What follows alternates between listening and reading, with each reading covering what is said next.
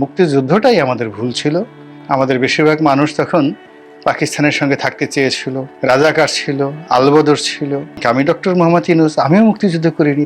ভারতের অধীন কোনো যুদ্ধে আমরা অংশগ্রহণে রাজি ছিলাম না। আমরা আসলেই মুক্তিযুদ্ধের মাধ্যমে ভারতের দালাল হওয়ার চেষ্টা করেছি।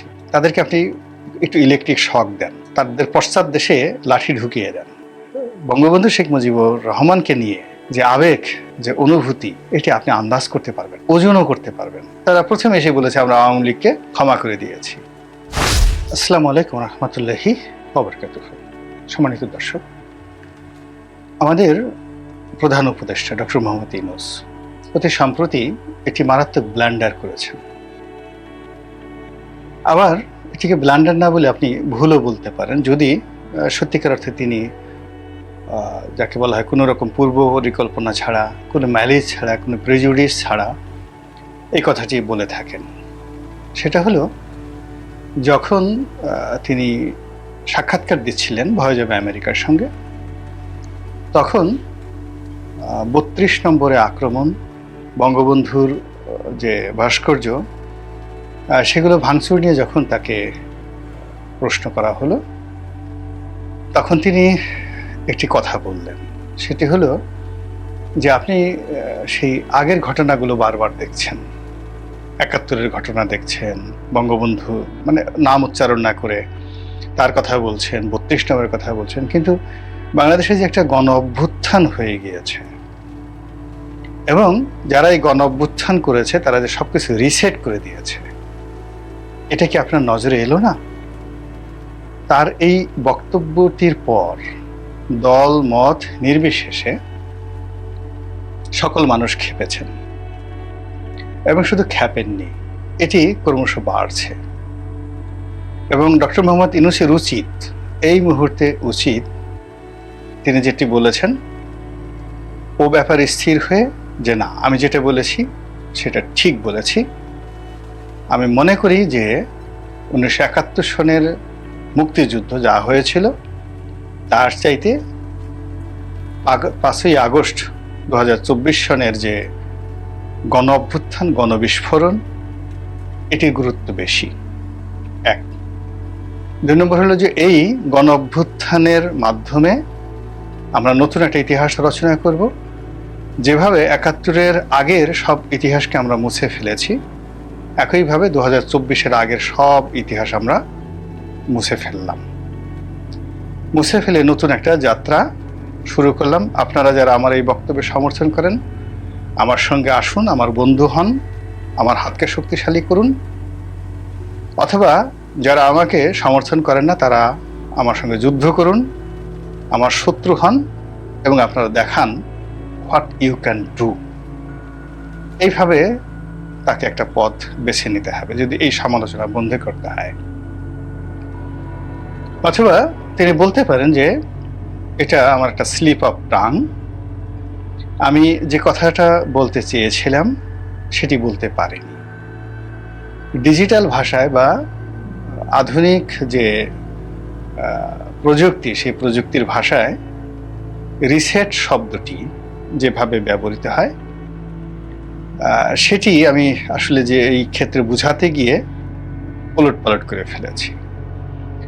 ধরুন আপনি একটা মোবাইল কিনলেন বা একটা কম্পিউটার আপনি কিনলেন। এখন এই কম্পিউটারের মধ্যে অনেক তথ্য থাকে, উপাত্ত থাকে, ঘটনা থাকে, ভাইরাস থাকে, যা কিছু থাকে।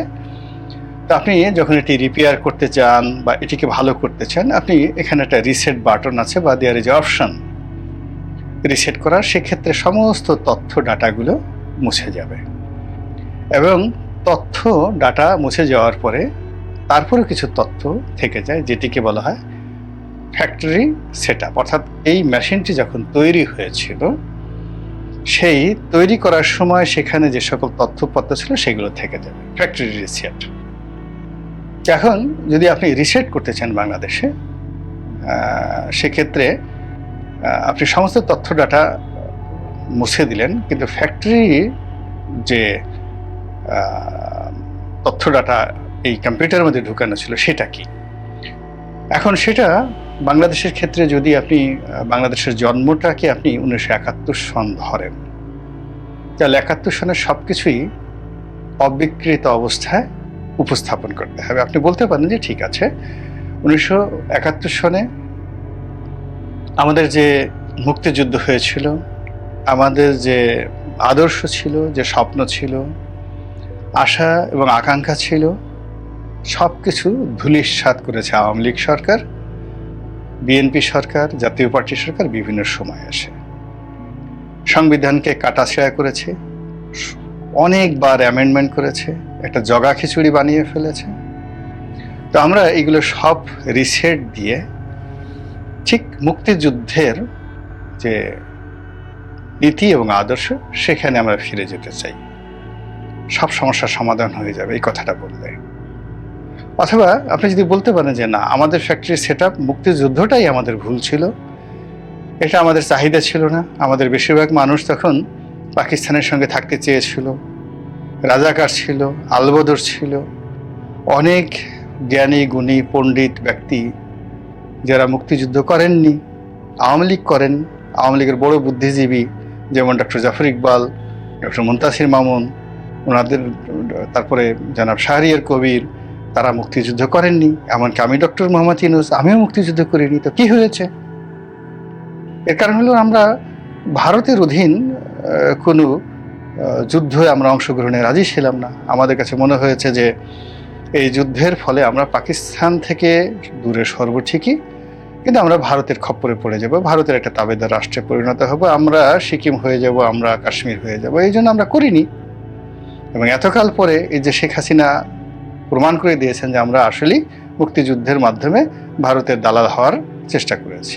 আপনি বলেন, সাহস থাকে এই কথা বলেন। আর তা যদি না বলেন, তাহলে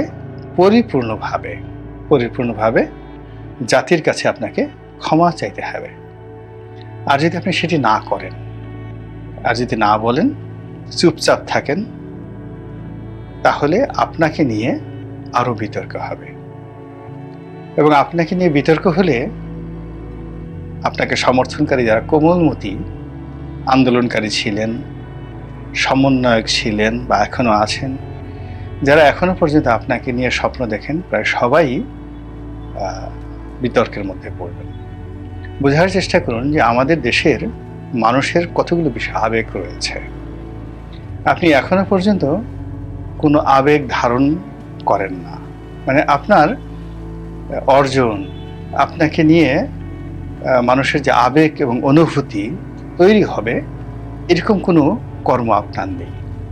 আবেগ তৈরি হয় কবিদেরকে নিয়ে, যেমন কবি আল মাহমুদ, শামসুর রহমান, কাজী নজরুল ইসলাম, রবীন্দ্রনাথ।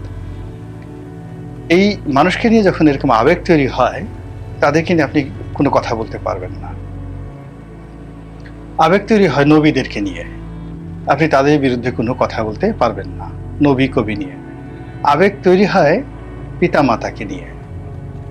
আপনার যদি আপনাকে নিয়ে আবেগ থাকে, আপনার সন্তানদের কাছে আছে, আপনি কারো মানুষ পিতা নন, কিংবা কারো বায়োলজিক্যাল, আমাদের বাঙালি জাতির কয়জনের বায়োলজিক্যাল পিতাও নন আপনি। তো পিতা মাতাকে নিয়ে মানুষের আবেগ থাকে। ধর্মীয় গুরু, যেমন 4 মাযহাবের 4 ইমাম, সাহাবা একরাম, হিন্দুদের মুনি ঋষি, তাদেরকে নিয়ে মানুষের আবেগ থাকে। তারপর আবেগ থাকে রাজনৈতিক নেতাদেরকে নিয়ে, ভীষণ রকম আবেগ। আপনি কল্পনা করতে পারবেন না যে জামাতের লোক জামাতের আমিরকে কি পরিমাণ ভালোবাসে।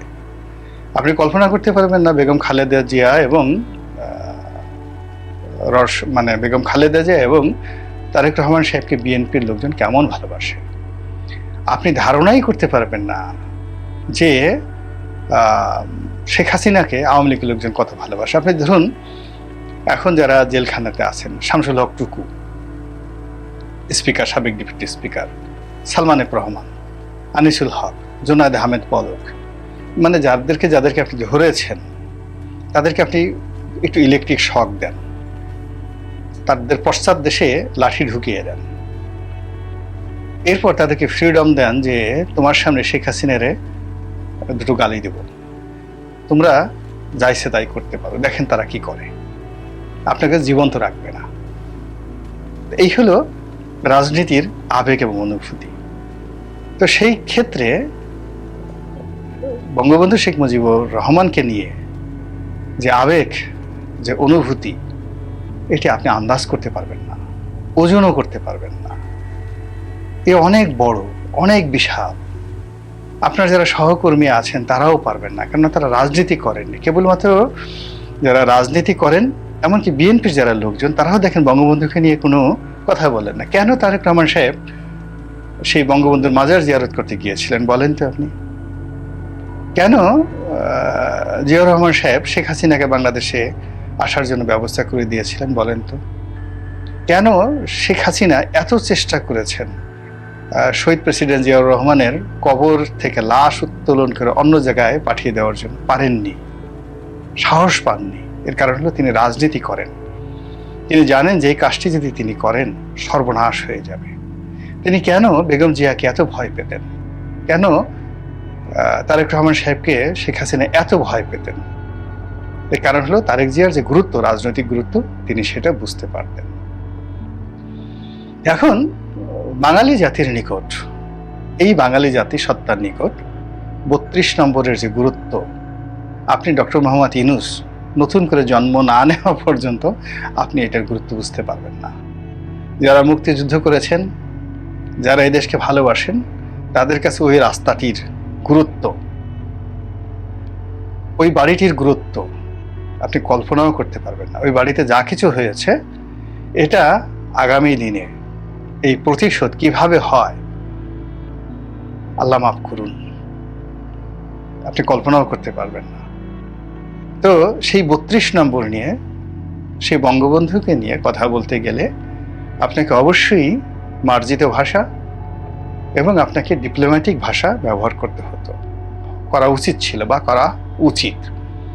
কিন্তু সেটা না করে আপনি যে বক্তব্য দিয়েছেন, সেই বক্তব্যে মানে রীতিমতো আগ্নেয়গিরির লাভা তৈরি হয়ে গেছে দেশের রাজনৈতিক অঙ্গনে। শুধুমাত্র আওয়ামী লীগ নন, বিএনপির অনেক লোকও আপনার এই কথা দ্বারা বিক্ষুব্ধ হয়েছেন। এমনকি জামাতের লোকও বিক্ষুব্ধ হয়েছেন। আপনি দেখেন তো, জামাতের আমিরকে দিয়ে বঙ্গবন্ধুকে একটা গালি দেওয়ান তো পারেন কিনা? বঙ্গবন্ধুকে একটা গালি দেওয়ান ডক্টর শফিককে দিয়ে আপনি পারবেন না, অন্য কোনো নেতাকে দিয়ে আপনি পারবেন না। আপনি শেখ হাসিনাকে গালি দেওয়াতে পারবেন, তাও পারবেন না।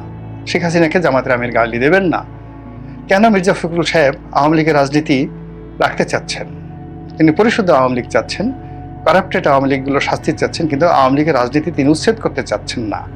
শেখ হাসিনা যে ভুল করেছেন, রাজনীতিকে যাকে বলা হয় প্রতিদ্বন্দ্বীহীন করার জন্য, তিনি তার সকল রাজনৈতিক প্রতিপক্ষকে তিনি দমন করার চেষ্টা করেছেন, এটা তার রং সিদ্ধান্ত।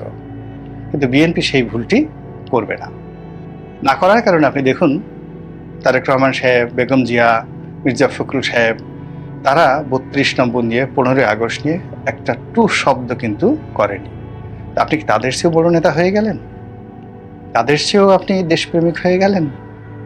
আপনি দেশের, বাংলাদেশের জামাতের কত মানুষকে কত ক্ষতি করেছে শেখ হাসিনা। ডাইরেক্ট শত শত মানুষকে গুলি করে পা ভেঙে ফেলেছে, পা কেটে ফেলতে হয়েছে শত শত জামাত শিবিরের কর্মীদেরকে।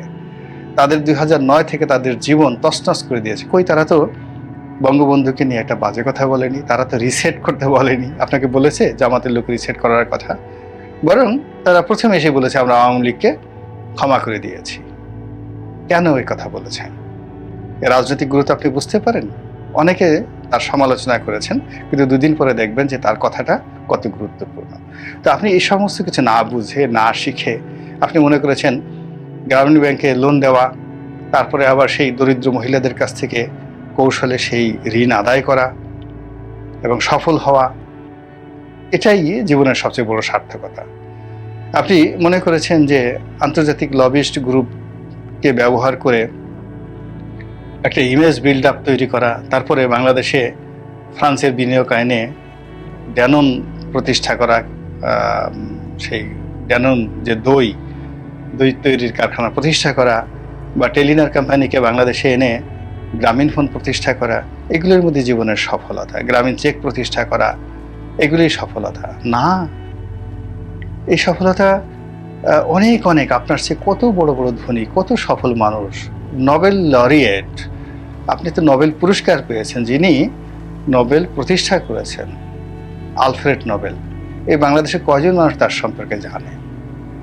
কয়জন মানুষ জানেন? কিন্তু বাংলাদেশে আপনি রাজনীতিবিদ দেখেন, 1000 বছর আগের রাজনীতিবিদ, আপনি জিজ্ঞাসা করেন গোপালের কথা, পাল বংশের গোপালের কথা, আপনি জিজ্ঞাসা করেন ধর্মপালের কথা, আপনি জিজ্ঞাসা করেন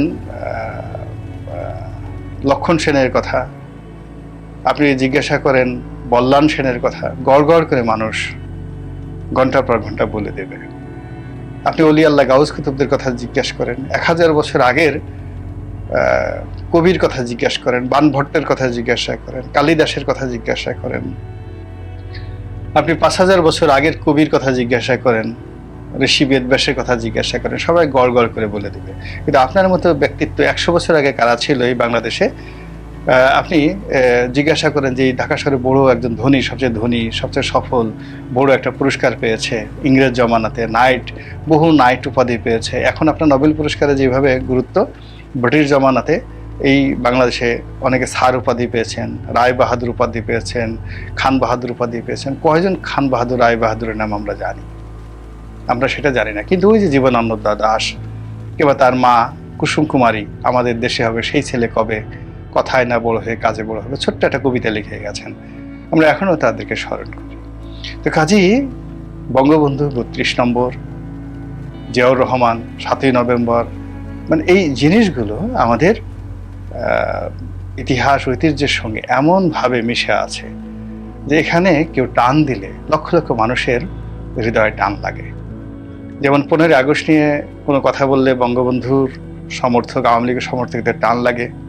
7ই নভেম্বর নিয়ে কোনো কথা বললে বিএনপির সমস্ত লোকজনের কিন্তু টান লাগে। তো এই রিদমটা যারা বুঝতে পারে তারাই সফল হয়, আর যারা বুঝতে পারে না তারা ব্যর্থ হয়। আপনি কি সফল হবেন না ব্যর্থ হবেন, এই সিদ্ধান্ত আপনার। যদি ব্যর্থ হতে চান বলে যান, যা মুখে আসে তাই বলে যান, করে যান যা ইচ্ছা তাই। আর যদি সফল হতে চান ঘুরে আসুন, তওবা করুন, ভুল স্বীকার করুন এবং এমন কথা বলুন যেন আমাদের অন্তর খুশি হয়ে যায়।